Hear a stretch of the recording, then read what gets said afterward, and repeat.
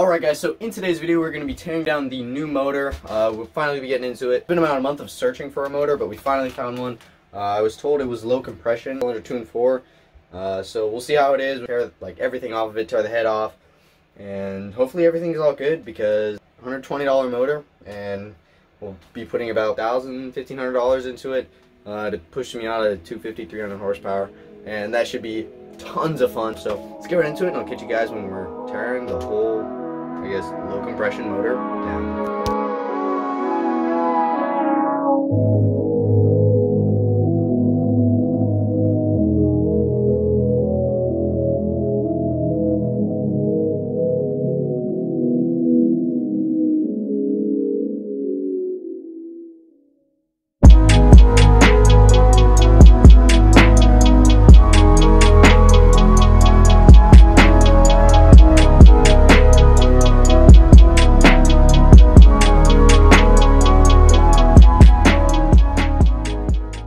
They dropped this motor because intake manifold, one of the pieces were bent, so that's a little weird. And something weird on the pan is well, that thing right there, it was set up for an oil cooler is what the guy said.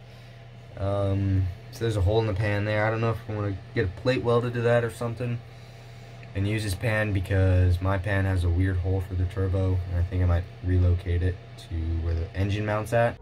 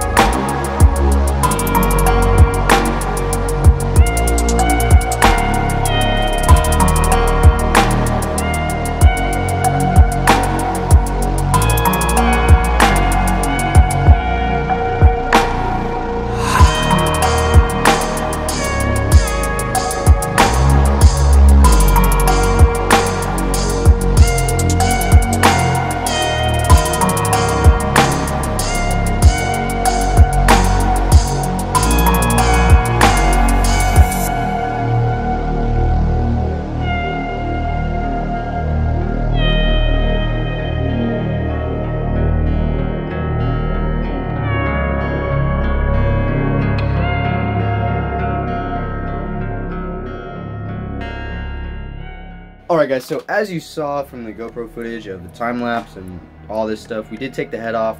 It was pretty easy, well, it was very time consuming. The scary thing was I needed a 12.12 mil socket, and it had a little bit of play on it, like a little bit of wiggle, but everything turned out to be okay. It's just, and it's on the ground too, so I had to like hit it as you guys saw earlier, but I did end up throwing a little bit of oil in the cylinders, move the pistons around, check the cylinder walls, see if everything's good.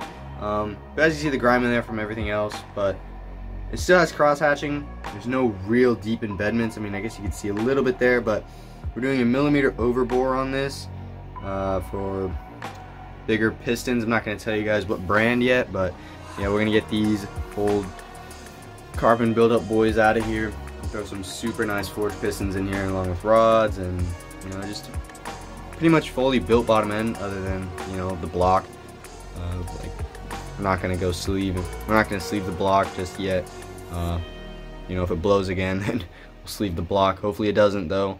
Hopefully we can build a reliable motor out of this. But one of the next things we're gonna do before we take it off to the machine shop is we're gonna have to get it on the engine stand. We're gonna pull the flywheel off, and then this weird flex plate, and then we're gonna have to tear down, just strip the block pretty much more than it already is. So it's just crank, pistons, oil pan, and then we should send it off to the machine shop. It'll be probably around $150, $100, $200 to get it machined, and then we'll throw it all together and then drop it in the car and see how she runs. So it sounds pretty easy, but it's gonna take a little while because you gotta wait for parts, and then whatever else I have to order, like oil pump, because I'm not dealing with that again, and water pump and all this other good stuff, and then we gotta powder coat everything still. But anyway, that'll be for the next video. So anyway, I'll catch you guys in the next video when we start powder coating stuff, like all this nice stuff to make the engine look as good as possible, because it's already out, so might as well do it. Anyway, I'll catch you guys in that video, but until that comes out, see you then.